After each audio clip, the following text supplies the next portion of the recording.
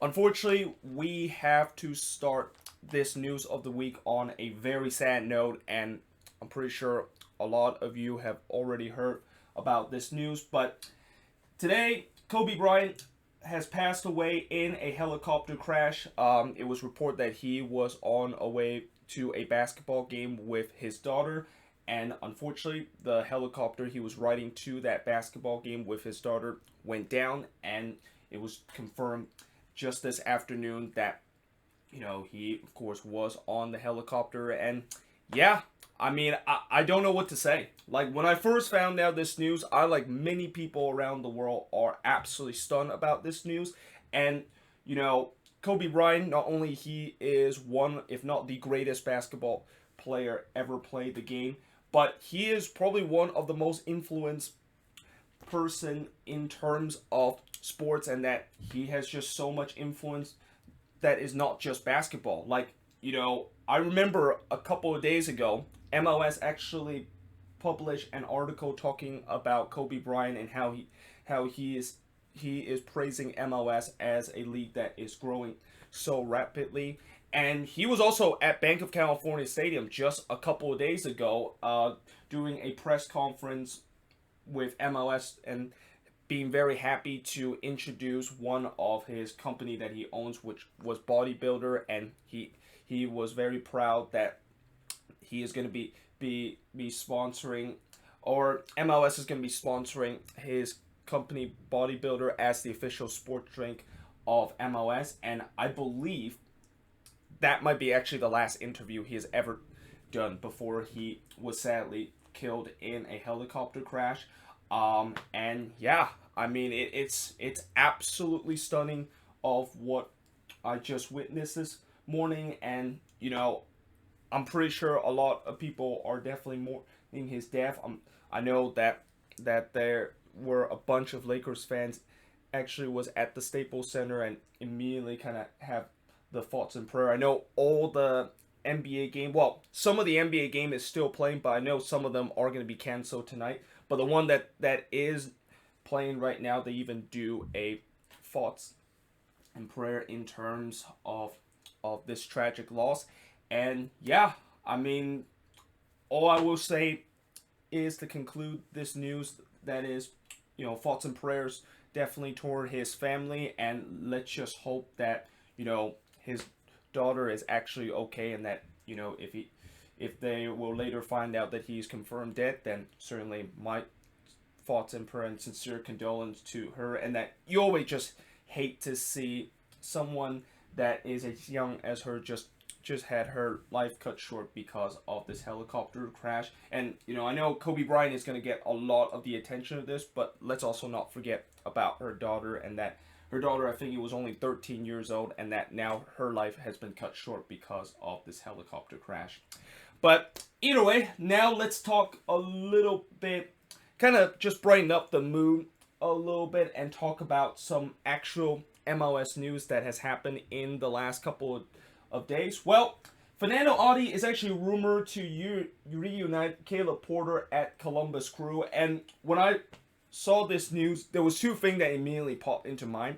One, I was thinking that this is Columbus probably big time trolling FC Cincinnati right now, that we are going to get the striker that you basically put a lot of hype that he can do good things with your club, and that he was the first designated player in your club history, and you pay like millions of dollars for him. Well, we're just going to take him on an absolute free transfer, and we are going to pay less amount than you would have paid for Fanendo Adi.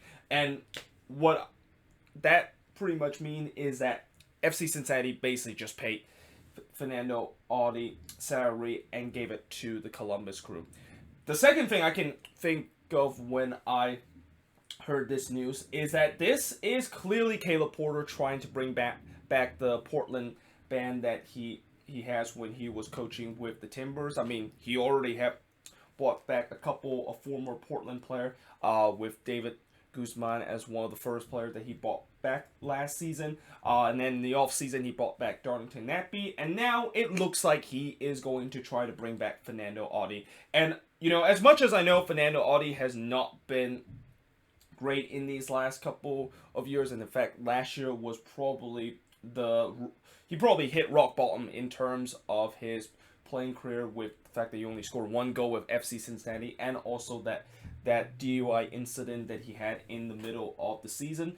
Well, if there's one manager that can definitely give him a second chance and definitely can give him some redemption and try to rediscover the form that he had with the Timbers a couple of years ago, it's none other than Caleb Porter. So I think, as much as I know some people will think this is kind of a stupid signing because Adi is kind of a little bit washed up and that he can't really rediscover his form from a couple of years ago, maybe not. I mean, Caleb Porter, he knows how to get the best out of Fanendo Adi, and don't be surprised if Adi can become an amazing goal scorer when could potentially join the Columbus Crew. Because you remember when Jarzy Zardes, I remember a couple of years ago, and how he was kind of like near the rock bottom of his career. He went to Columbus, and look what happened. He rediscovered his form, and he rediscovered his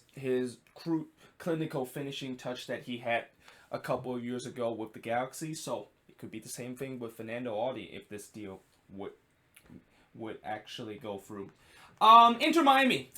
So you guys ready for the weekly kind of rumor that trying to get fans excited, but probably it's not going to be true?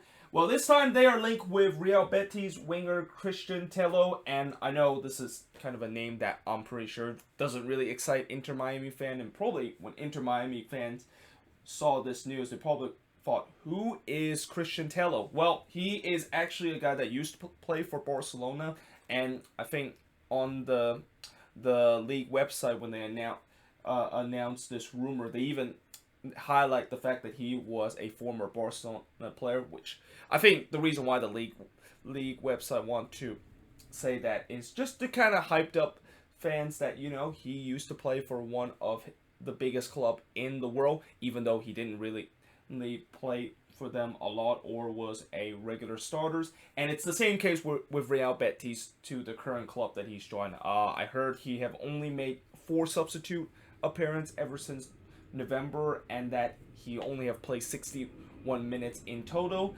And I believe Real Betis is asking Inter Miami to pay $13 million to try to get Cristian Tello, which, if I'm Inter Miami and I am trying to get a guy that has not played with Real Betis and is not a regular starter and kind of be a bit of a bench warmer, there is no way in the world I would be paying $13 million. Like, if Inter Miami is thinking of paying $13 million for a guy that is a bench warmer at Real Betis, this is a huge, huge mistake. So I don't think this rumor is going to be true. I think this is just, again, one of those rumors where Inter Miami, it seemed like every week they're linked with almost everybody around the world, and that it's kind of starting to get to a point where they are not only linked with some of the well-known names, but they're also linked with some of the names that is not kind of well-known, but that player probably used to play with one of the biggest club in the world, and now he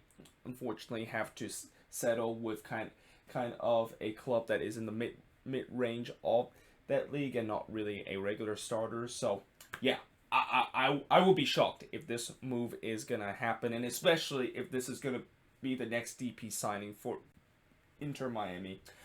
Jefferson San Marino is rumored to leave RSL for the Brazilian Serie A, and this is kind of interesting because we talk about how a lot of MLS players have been coming from South America, and a lot of South American teams are selling their youngster to MLS. Well, this is kind of the opposite. This is like RSL basically decided to sell one of their player that they develop, and they're selling them to South America. And they said that there was a report price of $4 to $5 million that RSL would sell for Jefferson San Marino, which is relatively the range where RSL probably would not say no to this offer. But at the same time, Jefferson San Marino is one of the most important player on that team. He offer a lot of good attacking threat with this team, not only in terms of the goal scoring department, but also being a creator. So I don't know if RSL might think about pulling the trigger and decided to just kind of cash in terms of the profit that they earn for a guy that they develop and sell him to a one of the club down in Brazil. The Red Bulls reject West Ham bid for Aaron Long, and I believe this bid for Aaron Long was actually $4.5 million that West Ham offered the Red Bulls, which obviously the Red Bulls reject that deal, and there is no doubt that that is a great decision for the Red Bulls, because $4.5 million for Aaron Long is clearly too low as a price for the Red Bulls to sell. And as much as I know, we've been talking about how MLS club, they want to eventually cash in terms of the player that they develop. Well, one of the things that these clubs also need to know is that just because you want to cash in the players that you develop doesn't mean you will just accept any prices. And I think the Red Bulls here are being very smart, and that, hey, we would love to give you Aaron Long, but if you just give us like $4.5 million and you just give us like penny amount of money to get Aaron Long away from us, no way we're gonna be selling to you. And that, I think eventually the Red Bulls would sell Aaron Long, but I have a feeling it's gonna be much higher than the $5 million that West Ham offer, and that something tells me the Red Bulls might be looking at the $10 million range as a acceptable bid to potentially sell off Aaron Long as a profit.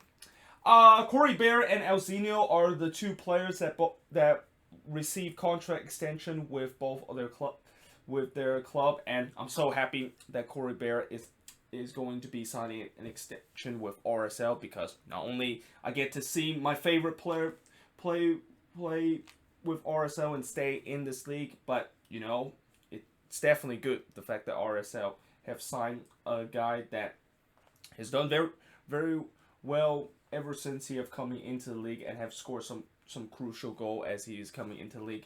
And obviously Elzinho, I'm pretty sure all Union fans know how important Elzinho is, and there is an award for the best sub in MLS, or just an award for who is the best super sub in the league. Elzinho is definitely going to be the guy that will receive that award. I mean, last year we will never forget that he actually came on as a sub in that game between the Union and the Red Bull, and he basically just scored a hat trick and completely turned that game on its head, from the Union going down 2-0 to winning 3-2. I mean, that just shows you how big of an impact Elzinho is coming off the bench, and it feels unfair, the fact that you have a guy that you would think he could be a regular starter. And the reason why I think Elzinho is not a regular starter is because he is getting older and he can't just play 90 minutes and still be at the top of his game.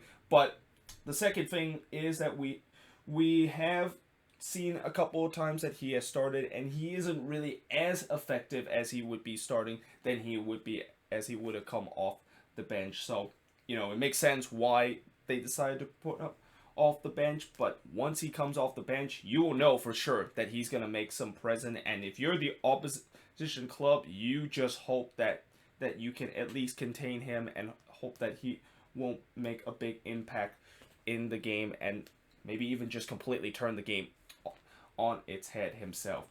Montreal signed Zachary Brot-Gallet on a permanent deal from Lyon, and that's not the only player that Montreal have also reacquired this week. They also have reacquired Orji Okwanko on loan for Bologna, and this is definitely big for Montreal. Consider Orji Okwanko is probably one of their best attacker in their team. I mean, I will also won't forget that game that I forgot who the Impact was playing, but he had a game where he scored kind of like a 360 no look kind of goal, where he basically turned his body 360 and just rifles that ball in the top right corner.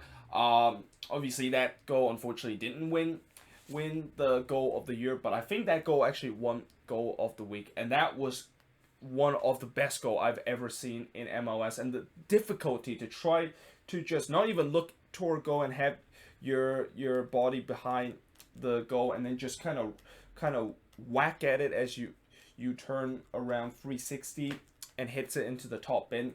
Yeah, that is something you don't see that happen every day. And besides that, Okwanko, I think he was one of the top goal scored for Montreal last year, so it makes sense why they want to reacquire him.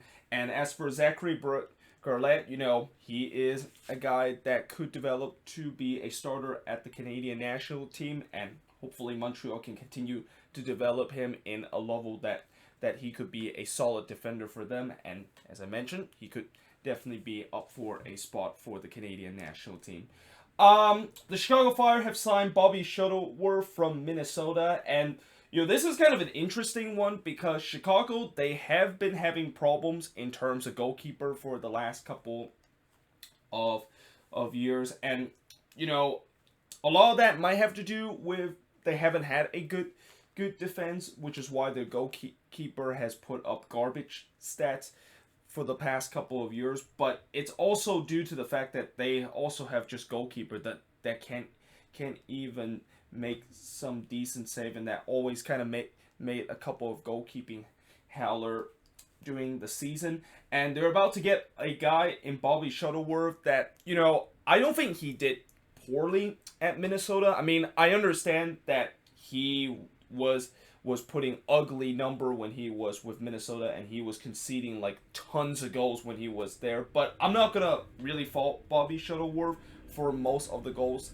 that he conceded when he was with the Loons, because when he was there, he had to deal with a defense that was basically an NASL level defense. And anytime when you have a second division level defense that you have to deal with as a goalkeeper, unless you are going to be one of the greatest goalkeeper and you're going to be kind of trying to channel your David De Gea kind of moment every single game, you're going to concede a ton of goals. So I'm not going to fault Bobby Shuttleworth for his time that he hasn't done very well with Minnesota, but I will also say that Bobby Shuttleworth was very good when he was with New England. Like, this is a guy that actually reached the MLS Cup final in 2014, and I think he made a couple of big saves in that game between the Galaxy and the Revs. So, Chicago, I think this is definitely a decent signing, but I will also say this, is that if Chicago does not get a good backline